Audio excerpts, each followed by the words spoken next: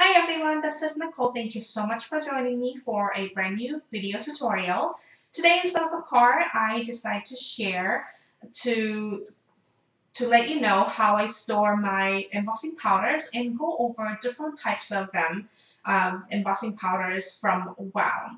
So let's go ahead and get right to it. So I'm going to go over different types of powders that Wow has so that you can kind of have a basic idea when it comes to your powder collection.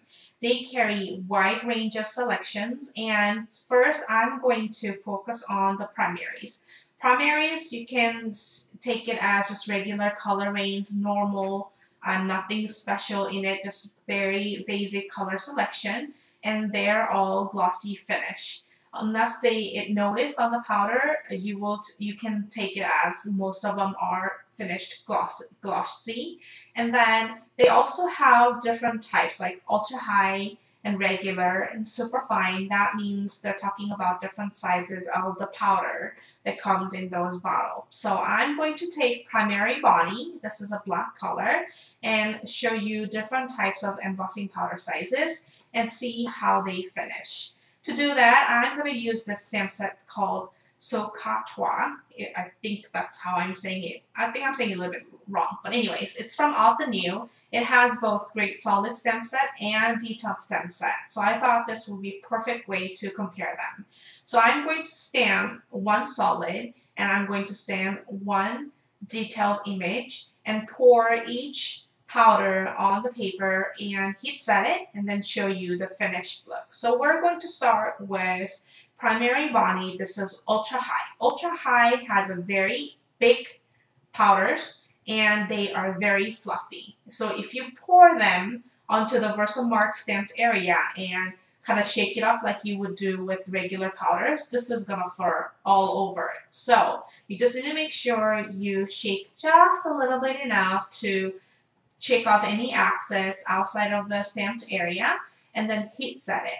And when you heat set it, you're going to bring your heat tool underneath of the cardstock instead of the top of the cardstock like you would usually do when you heat set the embossing powder. And you will see why.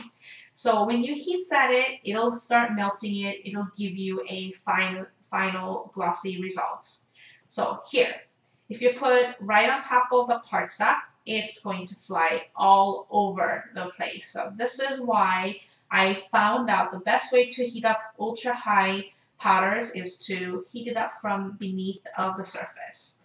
So there you go. As you can see, this has a really glossy finish and it doesn't work best on detailed image.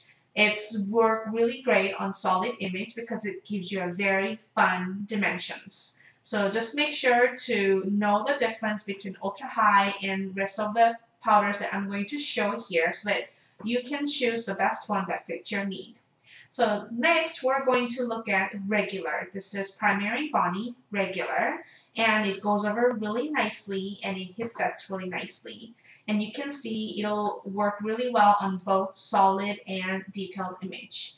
You will notice that I didn't put any embossing buddy or embossing powder back before I stamped these images. It's because Wow embossing powders do not need anti-static powder bags.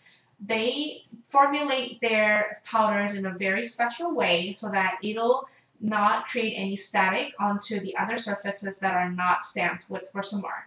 So you don't need to do that. If you do use anti-static paper, anti-static powder, you will kind of counteract the Wow embossing powder and will not bring up the best result. So just a tip for you to know. So here I'm setting the super fine. As you can see, it works really great on both solid and detailed image, but I think this works really best on detailed image.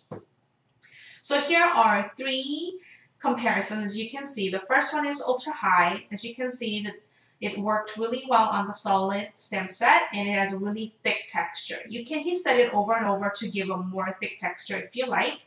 And then second one is super fine. And then regular is on the bottom. As you can see, both of these worked really well on both solid and detailed. But for regular, I would use them on solid. And for super fine, I will use them for detail for the best results. So those are the primary. Next, I'm going to show you more fun powders that I really like. This one is called Color Blend Verdigris, I think that's what it's called. The Color Blend powders have different colored powders mixed up all together and give you that best result of blended look. And this is really fun on either light cardstock or on dark cardstock. So as you can see, this one, Verdigris, has some teal color, some green colors, and some gold powder. So it gives you a nice when you look at it underneath the light.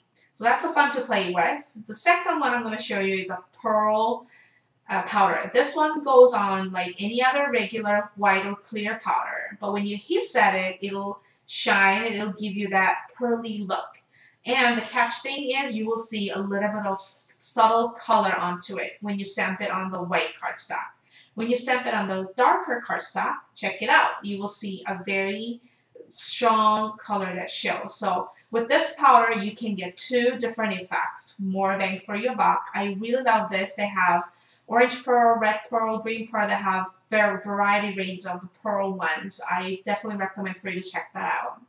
The next thing that I really like is this fluorescent powder. These are really bright and they pop out really nicely, and it's like a neon colors. And it goes on smoothly on any surfaces. It's really great.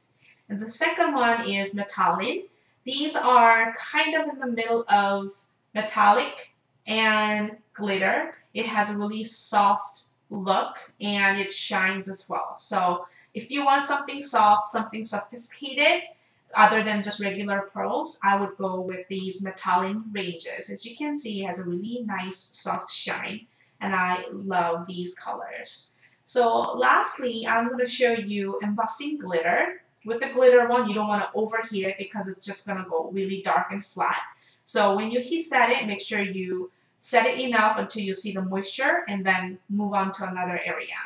So here is a comparison. Embossing glitter has super sparkly powders on it, so it gives you more fun, more glittery look. And after you heat set it, you won't get much glitter coming off of the surface. I really like it. So we went over some very basic properties of the powder for you to get you started.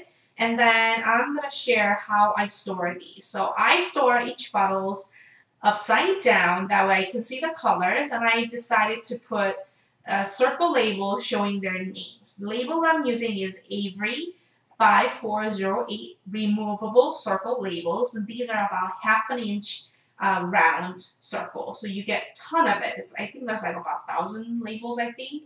You will never run out, and it just really lasts really, really long. And they peel easily, they go on easily, and on top of everything, this is removable. So if you mess something up or if a label gets dirty, you can remove it easily from the plastic bottle without leaving any residue and put down a new one to give you a fresh reference all the time. So I use these and I print them out either inkjet or printer jet. So that's how I store my bottles or how I organize my bottles. For my reference sheets, I'm using this ink pad reference swatch system that Jennifer McGuire came out with, and she shared all of these amazing labels or the swatch cards with us on her website. So I will link that below in my description. But I decided to use my same coin pocket that I'm using for the ink pad swatch system, and decided to do the same system for my embossing powder.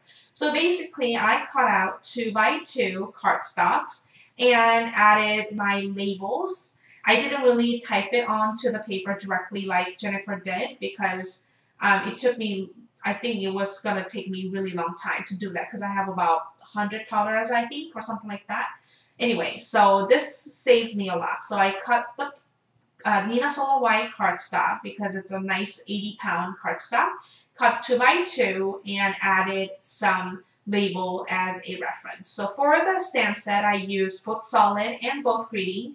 This would give me a best result in referencing whether that powder works well on solid or on the detailed images. So for this one, I used From Us stamp set from Simon Says Stamp. It has both nice solid and detailed image, so I thought this would be great. So I just stamped side by side and heat set it with each powder.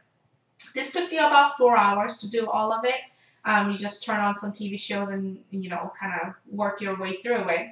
For the metallics and for the clear and white embossing powder, I use darker ones because this shows the best way to see how the powder works. So over here, I have some silver ones. You will see some ultra high, some regular, some super fine to see how they each look on each solid area and detailed area. And that way you can choose the best powder for your needs for that particular project that you're working on. So I love looking through these because I can always expand my coin sheets because I can always buy it and add it onto my my current collection. And then I can work my way through it and reorganize them as I expand my collection. But I think honestly, with the amount of embossing powders that I have right now, I think I'm really good for the rest of my life. So here are some white ones that I'm showing. These are bright white embossing powder, which I really love. It comes with ultra high, some regular, and some super fine. So you can work on any big solid image or fine detailed image.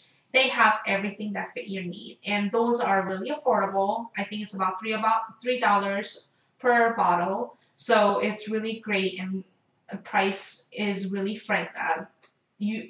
budget friendly. That's the word I'm looking for. So for these squares, I'm using this Avery Easy Peel label. This comes in like couple thousand also sheets. So you will have tons of labels that you can work on, and I will share all of those on my blog. You can download my label system as well so that you can download those and put it to your own personal use.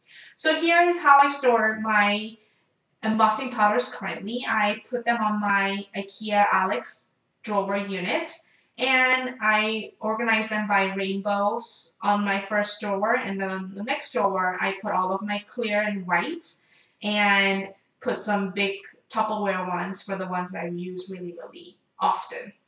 So I hope this gave you some ideas on how different wow embossing powder works and how you can store them. You can go to my blog. I'm going to upload all of my labels up on my website so that you can download them for your own needs. So please click the link below on the description list. If you're watching this from my YouTube channel, you can also see all the supplies that I used to share in this video so that you can have your own system as well. If you're watching this from my blog, you can also click the bottom of this post to see all of the supply list. And to download labels, make sure to go to my website at scrapsandstamps.com.